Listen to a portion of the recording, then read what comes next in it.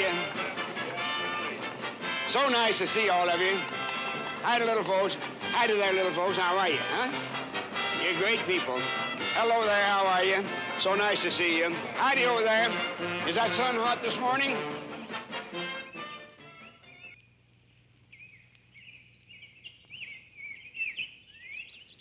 I was born here on this little 80-acre farm in southern Indiana in 1890. I spent my childhood days in a four-room house that used to be here on this point. I was the oldest of three children when my father died. I was between 5 and 6 years old. My little brother was 3 years old. My sister was born about 3 months after Papa died. Well, that left we three little tots with a widowed mother.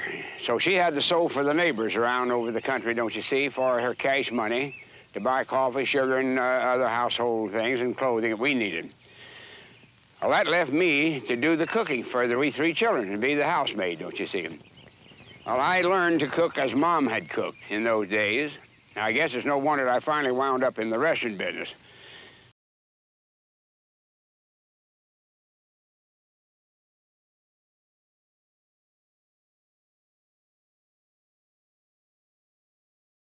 When I first came down to this country, this was the first service station that I had. Had a different canopy out front than we have here now, of course. It's been remodeled for a fruit stand.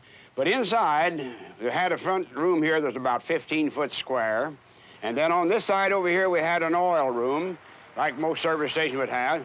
And immediately back in the very back, we had 2 bedrooms and a bathroom there, you see. And then there's a small kitchen about 8 foot square that we had where we done our family cooking. So I built this, after I was here about 30 days, I moved the old dining room table out, don't you see, and the 6 chairs, and decided we'd try to sell some food to some people that was stopping with us.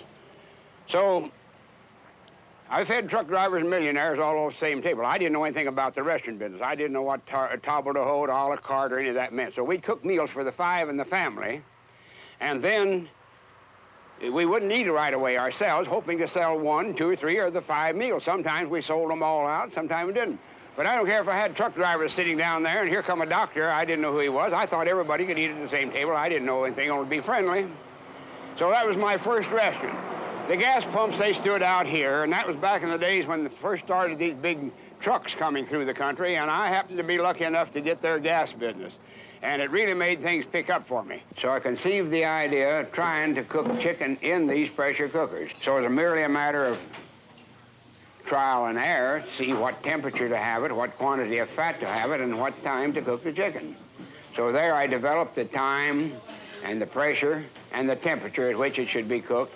And that was the beginning of my Kentucky Fried Chicken business that I franchised. I know, though, during that time, I developed this special seasoning of 11 different spices and herbs that complement the flavor of chicken. And there was one more item that I wanted to put in, but I was afraid to because my customer public was bragging so on the chicken and it had such a reputation, I was afraid I might spoil it and ruin some of my business with them, you see. But one day I got an order for 500 orders of chicken for a boat trip that was going to come up Cumberland Lake.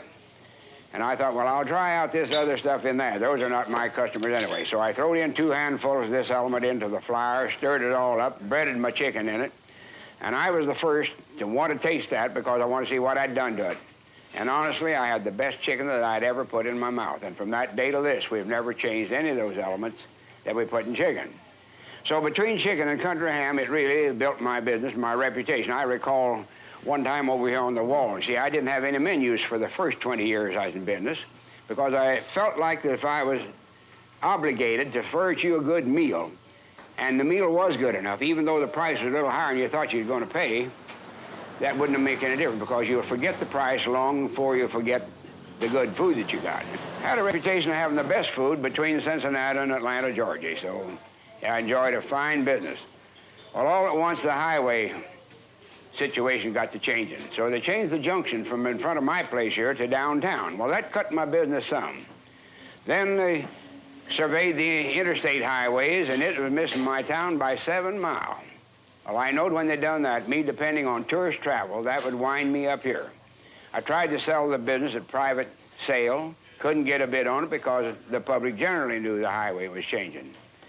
Finally, I concluded that we'd sell it at auction. Mrs. Sanders and I said, well, maybe we can get 100 accounts in Indiana and Ohio, close to home. It'll average $10 a month apiece, and that'll give us $12,000 a year, and we'll sell at auction. And lo and behold, I sold at auction, and it brought such a low price, I barely had enough to pay off my taxes and my indebtedness that you incurred during that time. And so I was practically wiped out. And if I hadn't have been 65 years old so that I could draw $105 Social Security, I don't know what I could have done. In picking the small type restaurant operator that I did, I was usually dealing with a mom and pop proposition. Somebody was interested directly with their customers and their personalities, you see. And it wasn't like you're trying to call on a large restaurant that had a chef or a hotel with his chef, because they were paying that man a salary. He had convinced them that he knew everything there was to know about food, and therefore a country boy like me couldn't go in and tell him how to fry chicken. I'd throw it out the back door instead of the front door, as I've said.